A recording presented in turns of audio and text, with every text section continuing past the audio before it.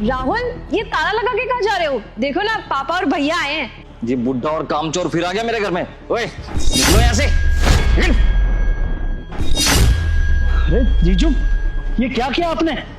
आपने पापा को धक्का कैसे मारा? राहुल, तुमने मेरे भाई और पापा को धक्का कैसे मारा?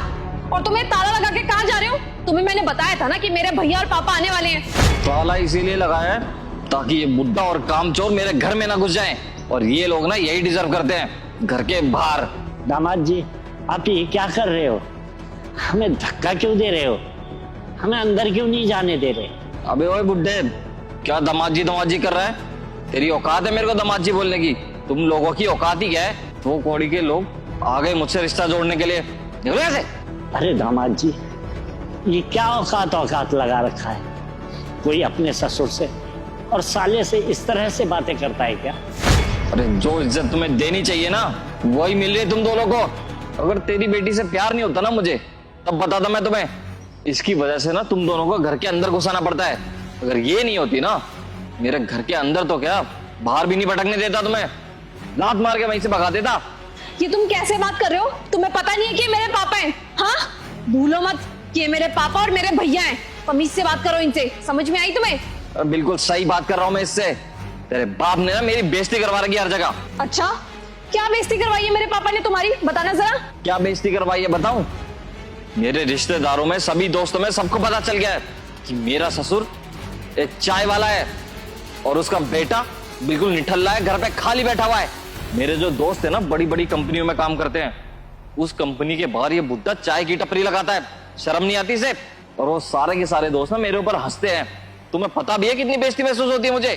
अरे दामाद जी, मैं शादी से पहले भी तो चाय का काम करता था, चाय की ठेली लगाता था। जब आपको पहले से ही मालूम था तो आप मुझे साफ इनकार कर देते, तब तो कोई आपने एतराज नहीं उठाया।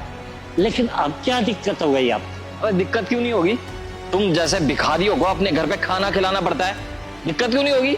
अरे क्या तुम लोग हर जगह ढिंडोरा पीटते रहते हो बे कि मैं तुम्हारा दमाद हूं और तुम्हारा जीजा हूं? चलो, आज के बाद कहीं बोल दिया ना तुमने, तुम्हारे लिए अच्छा नहीं होगा। बस जीजू बस, बहुत बेइज्जती कर ली आपने। इस तरीके से आप हमारी बेइज्जती नहीं कर सकते। और क्या उल्टा बोले जा रहे हैं पापा को? और दीदी, तू क्या कहती थी कि जीजू बहुत इज्जत करते हैं पापा की और मेरी? देख लिया कि जीजू कितनी इज्जत करते हैं हमारी। अरे भैया, करते हैं। हाँ, ये आपकी और पापा की बहुत इज्जत करते हैं। आप ही बताओ, आज से पहले उन्होंने कभी आपके साथ इस तरीके का बिहेव किया क्या? मुझे समझ में नहीं आ रहा आज इनको हो क्या गया है कि इतनी बदतमीजी कर रहे हैं कि सामने देख ही नहीं रहे कि मेरे पापा और मेरे भैया खड़े हैं। ओए, बस इन लोगों को सफाई देने की जरूरत नहीं है। ओए, क्या कर लेगा तू, बताइयो?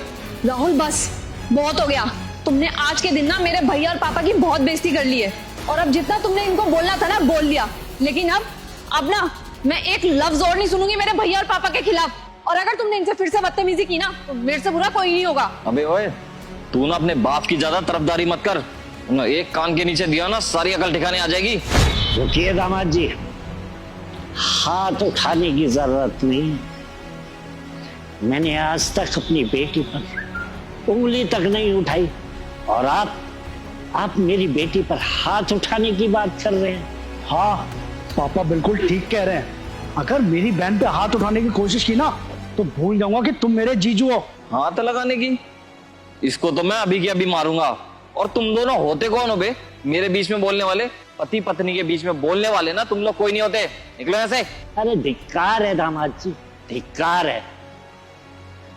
आप एक नारी पर हाथ उठाने की बात कर रहे हैं, और तो और एक बुजुर्ग इंसान पर भी हाथ उठाने की चेष्टा कर रहे हो। तुम्हें संस्कार नहीं मिले? तुम्हारे माँ बाप ने यही संस्कार दिए हैं क्या तुम्हें? अरे संस्कार की बात तो आप मेरे सामने करो ही मत। मुझे अच्छे से पता है किसके संस्कार सही है। आपकी बेटी को आपने कैसे संस्कार दे रखे हैं ना, मुझे अच्छे से पता है। और बेटे के भी आज देख ही लिए। हाँ, आप ही बताइए, मैंने अपनी बेटी को कैसे संस्कार दिए? क्या कर दिया है मेरी बेटी ने आपके साथ? सुनना चाहते हो ना तुम दोनों कि मैं तुम्हारे साथ ऐसा क्यों कर रहा हूँ? तो सुनो, मेरा भी हंसता खेलता परिवार रहता था इस घर में। सब लोग एक साथ रहते थे, ज्वाइंट फैमिली थी, पापा मम्मी भाई बहन सब। लेकिन आपने ना अपनी बेटी को किसी के साथ रहना ही नहीं सिखाया। जब से आपकी बेटी इस घर में आई है ना, तब से वो बेचारे इतने दुखी हैं कि मेरे छोटे भाई बहनों की शादी करवाने से भी डरते हैं वो।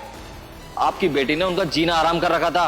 अरे उनको ना खाना पूछती थी ना पानी, बेचारे बीमारी में भी ऐसे तड़पते रहते थे। मुझसे बोलने में भी डर लगता था उन्हें, क्योंकि उन्हें लगता था कि अगर वो मुझे कुछ भी बताएंगे ना तो उनका घर बर्बाद हो जाएगा। इसीलिए ना उन्होंने अपने बेटे के लिए ये घर छोड़ दिया और बेचारे गांव में रहने लग गए। अरे क्या कुछ नहीं था मेरे माँ बाप के पास, लेकिन इसकी वजह से ना मेरे माँ बाप को गांव में रहना पड़ रहा है। और जब ये मेरे परिवार की इज्जत नहीं करेगी तो मैं आप लोगों की क्यों करूं? भागो यहां से। बेटी, मैं ये क्या सुन रहा हूं? क्या दामाद जी सच कह रहे हैं? अरे पापा जी बंद कीजिए नाटक, आपकी बेटी है, इतना तो आपको पता ही लग गया होगा ना। बिना गलती के तो ये चुप ही नहीं बैठती। अरे चुप क्यों है? जवाब क्यों नहीं देती? जमीन क्यों देखने लगी? अरे तूने हमारी नाक कटवा दी, कालिक पोत दिए चेहरे पर। अरे मैंने तुझे ये संस्कार दिए थे कि तू परिवार तोड़ दे।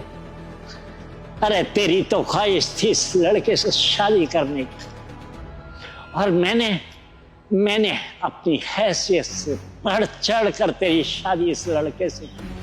और तूने अपने बाप को बदले में क्या दिया? अपने बाप का सर शर्मिंदगी से झुका दिया। अरे मैंने तुझे अपने घर से विदा करते वक्त तुझसे सिर्फ एक बात बोली थी कि बेटी लाज रख ले, जिस घर में तू बहू बनकर जा रही है उस घर को हमेशा जोड़ कर रखना। लेकिन तूने उस घर को जोड़ कर नहीं रखा, उस घर को तोड़ दिया। तू क्या समझती है कि दामाद जी ने मेरा अपमान किया है? नहीं, दामाद जी ने मेरा अपमान नहीं किया। अपमान तो तूने किया है अपने बाप का। और यहां पर आज जो सब कुछ हुआ है ना, उसकी गुनहगार सिर्फ तू है। तू सच में दीदी, आज ना आपने हमारा सर शर्म से झुका दिया। अरे रोल मॉडल मानता था आपको, हमारे पूरे परिवार में सबसे बड़ी आप थी। मुझे लगता था कि बड़ी दीदी है, इसके नक्शे कदम पे चलूंगा। अरे पढ़ाई में इतनी अच्छी है, हर चीज में सर्वगुण संपन्न। लेकिन मेरी दीदी तो यहाँ पे अपना ही घर तोड़ने में लगी हुई है। सच में दीदी बहुत गलत किया तूने ये। राज सही कह रहा है। तू अपने ठंडे दिमाग से सोच कर देख, कल तेरे भाई की शादी जब हो जाएगी और वो मुझे अपने घर से बाहर निकाल दे, तेरे दिल पर क्या गुजरेगी? तू सह पाएगी ये सब कि तेरी भाभी तेरे बाप को घर से बाहर निकाल दे? सहन कर पाएगी? हाँ पापा, अब बिल्कुल सही कह रहे हो। आज जब मेरे परिवार पर सेम वही सिचुएशन आई जो मैं इनके परिवार के साथ कर रही थी, तब मुझे एहसास हुआ कि मैंने कितना गलत किया इनके साथ। और ये सब तो मेरे साथ पहली बार हुआ है। इनके परिवार के साथ तो मैं पता नहीं कितने टाइम के साथ बदतमीज़ी पे बदतमीज़ी करती आ रही हूँ। जब मुझे आज पहली बार इतना बुरा लग रहा है, तब ये तो कितने टाइम से ये सब झेल रहे थे, इनको कितना बुरा लगा होगा। मैंने बहुत बड़ी गलती कर दी पापा, प्लीज़ मेरे को माफ़ कर दो। अरे बेटी, तुम मुझसे क्या माफी मांग रही? मैं तो तेरा बाप हूं। अरे माफी तो उस इंसान से मांग जिसकी तू गुनहगार है। राहुल प्लीज़ मुझे माफ़ कर दो, मेरे से बहुत बड़ी गलती होगी। आपने मेरे को कितनी बार प्यार से समझाने की कोशिश की थी, मैं जानती हूँ, लेकिन मेरी अकल पे पत्थर पड़े हुए थे। मैं बात समझना ही नहीं चाहती थी। मुझे ऐसा लगता था कि मैं बस अकेले इस घर में रहना चाहती हूँ, मुझे और कोई चाहिए ही नहीं था, जिसकी वजह से मैंने आपके परिवार के साथ इतनी बदतमीज़ी की। प्लीज़ मुझे माफ़ कर दो Rahul, I am so sorry. अरे क्या करूँ इस सॉरी का? तुम्हारी वजह से मेरे माँ बाप ना बेचारे डरते हैं यहाँ पे आने के लिए, गाँव में रहते हैं वो। क्या करूँ मैं इस सॉरी का? तुम्हारे सॉरी बोलने से सब कुछ ठीक हो जाएगा, मेरा परिवार क्या मेरे घर पे आ जाएगा वापस? दामाद जी, मेरी बेटी को माफ कर दीजिए। शायद इसकी अकल में आ चुका है कि इसे ऐसा नहीं करना चाहिए। मैं आपसे गुजारिश करता हूं कि बस आप मेरी बेटी को माफ कर दीजिए। और दामाद जी, मैं गांव चलूंगा, अपने समझी जी मना कर लेकर आऊंगा। अरे उनका स्थान तो मेरे इन कंधों पर, उन्हें इन कंधों पर बिठा कर लाऊंगा, पैर पकड़ लूंगा, लेकिन अपने समझी यहां वापस जरूर लाऊंगा और अपनी बेटी से कहूंगा कि अपनी गुनाहों की माफी मांग ले अपने ससुर से। मेरी बेटी माफी मांग लेगी उनसे भी। हाँ राहुल, पापा बिल्कुल ठीक कह रहे हैं। अब जब मैंने इतनी बड़ी गलती की है तो माफ़ी भी तो मांगनी चाहिए ना मुझे। मैं भी गाँव जाऊंगी और तुम्हारे मम्मी पापा से नाक रगड़ के माफ़ी मांगूंगी। प्लीज़ मुझे माफ़ कर दो राहुल। देखो अंकिता, मैं सिर्फ और सिर्फ इतना ही चाहता हूँ कि हमारा भी एक हंसता खेलता परिवार हो जिसमें सभी लोग एक साथ रहते हो। और जब तुम मेरे परिवार की कोई इज्जत नहीं करोगी तो मैं कैसे करूंगा तुम्हारे परिवार की इज्जत। और पापा जी माफ कर दीजिएगा मुझे, और आप भी। मेरे पास इसको समझाने का इससे और कोई अच्छा तरीका नहीं था। मेरे को जो सही लगा मैंने किया, और मेरे माँ बाप ने मुझे आज तक ये नहीं सिखाया कि मैं किसी अपने बड़े से ऐसे बदतमीजी से बात करूं। मैंने पहले भी इसको बहुत बार प्यार से समझाने की कोशिश की थी, लेकिन इसके कोई बात समझ में ही नहीं आ रही थी। मेरे पास ये आखिरी चारा था इसको समझाने का, ताकि इसको समझ में आए जब अपने परिवार के साथ ऐसा होता है ना तो कैसा लगता है। दामाद जी, आप माफी मत मांगिए। आप क्यों माफी मांगकर हमें शर्मिंदा कर रहे हो? गुनहगार तो मेरी बेटी है, पाप इसने किया है, अपने सास ससुर को बाहर इसने निकाला है, गुनहगार यही। आप माफी मत मांगिए। बेटा, आज तेरा बाप तुझसे एक बात कहना चाहता है